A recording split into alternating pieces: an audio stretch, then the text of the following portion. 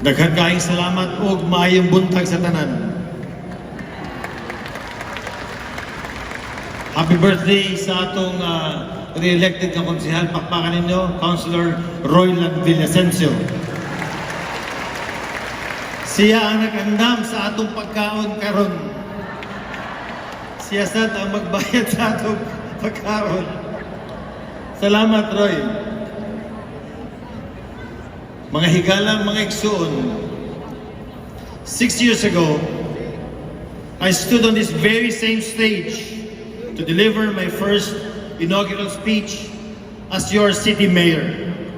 And that day, I promised to our Ormocanons that I will restore the peace and order of our city, to strive hard to make it progressive and to make our people safe and happy.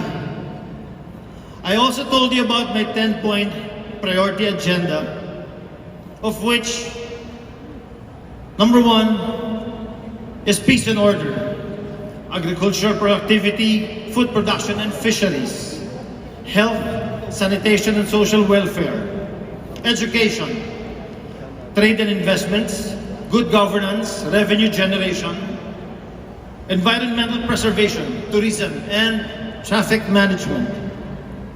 On the very first year of my term in 2016, I was able to deliver my promise on restoring the peace and order situation of Ormoc.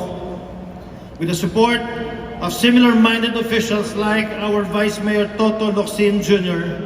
and the entire Ormoc Development Team councilors, with the Philippine National Police, and of course, our very own President, Rodrigo Roa Duterte. Daghang salamat, Mr. President. We are now among the safest cities in the country, and was in fact named as the safest city for 3 successive years. With the restoration of peace and order, progress came easy for Ormoc City. Malls opened up one after the other in 2017.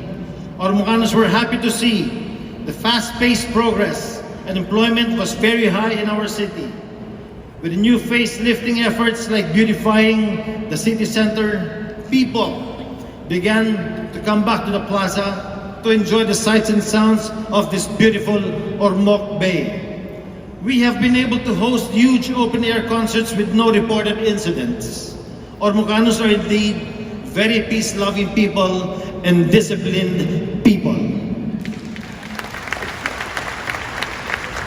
We also invested on the development of our people, especially the young. Our sports program gave our athletes the adrenaline to become achievers. In just 2 years, we became back-to-back champions in the regional games, Evraa, and many of our athletes were decorated with medals in the Palarong Pambansa. Our local and homegrown talented athletes have brought gold medals, silver medals, and bronze medals in the past 2 Southeast Asian Games. We have also expanded our scholarship program to more than 700 scholars now. Nasa sila din karon. Pakpakan ninyo atong mga scholars. Barog mga scholars palihog. Nasa sila tanan. Congratulations! Our Ormoc Technical Education and Skills Development Center, on the other hand, has been able to give hundreds of men and women skills training they need to find good employment. Our Public Employment Services Office, a consistent awardee of DOLE, augments all this with job fairs and placement opportunities. On the background, and not so often publicized, are the work that our various departments were doing. Our Agriculture Office stepped up to the challenge of making Ormoc food secure.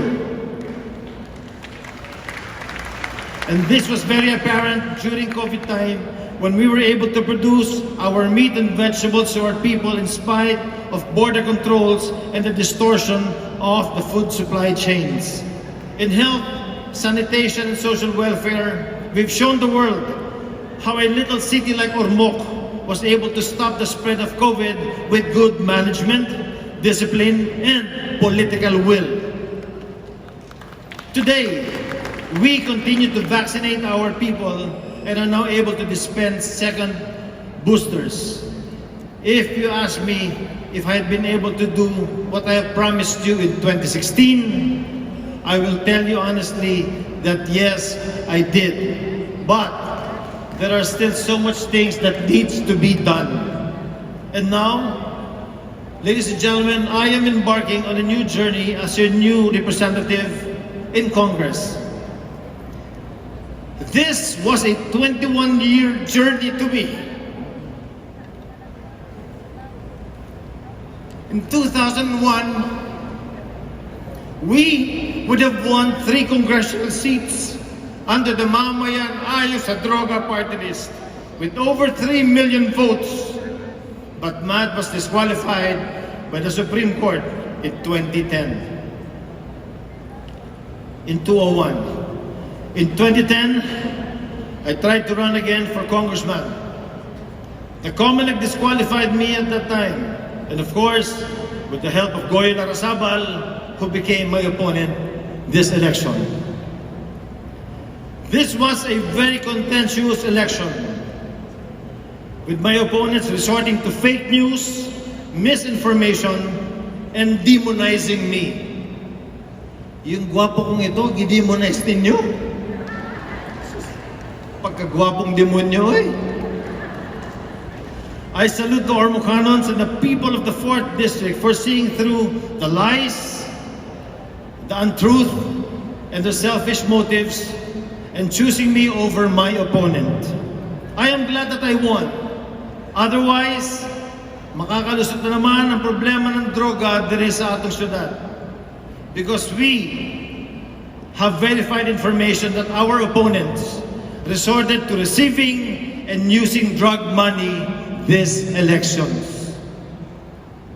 I will also fight hard to stop illegal gambling all over 4th District of Leyte. Otherwise, magubalang kaugmaon sa atong mga tao. Illegal gambling is another vice that can be as destructive as drugs. The social cost is just too high. It pushes people to petty thefts, crime, and poverty. I will ask the full cooperation of the Philippine National Police to stop all forms of illegal gambling in the 4th District of Leyte. Palihog, magtinabangay kita. Let us take away all forms of illegal gambling diri sa atong distrito o diri sa atong syudad. I would also like to emphasize this. I will not forget those who have helped us. Daghan kaayong salamat.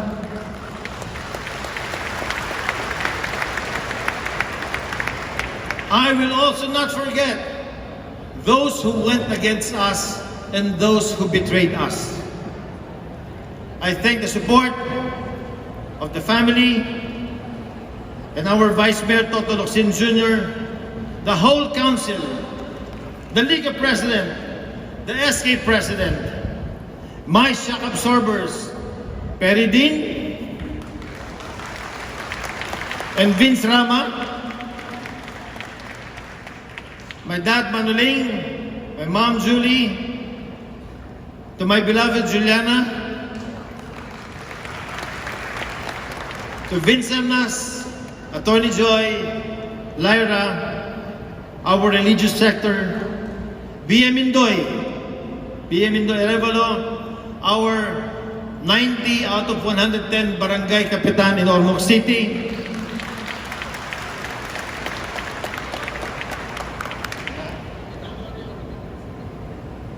palihog, barog palihog atong mga kapitan, led by Liga President Engineer Baby Laurente. Dagan kaayong salamat. Ang atong mga media practitioners, those who work behind the scenes, those we hardly see but working hard to ensure our victory. I would like to thank also Vice Mayor Rudy Wenceslao of Merida for making sure that things are running well with our organization. our leaders, and at the forefront, Balihog, Barog. Whee!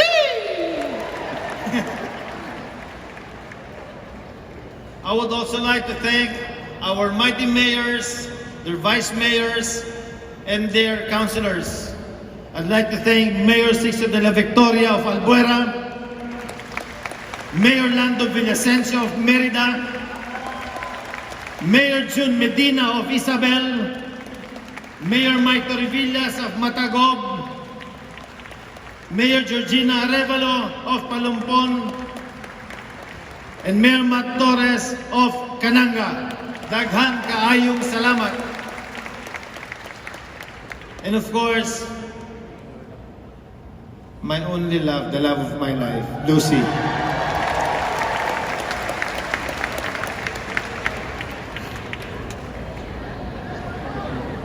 With your help and support, you have brought me to where I am right now. Thank you very much. I will be honest when I say that it will be difficult to top what Congresswoman Lucy has brought to Ormoc in the 4th District of Leyte. But what I can say is, I will work hard and do my best, like what I always do, to bring the needed projects and programs that can make a difference in the lives of each and every citizen of our district. I will work hard for each and every one of you. And before I end, allow me to take you on a short little journey of how Ormoc was before the whole Ormoc development team came into the picture and how it is right now. Video please.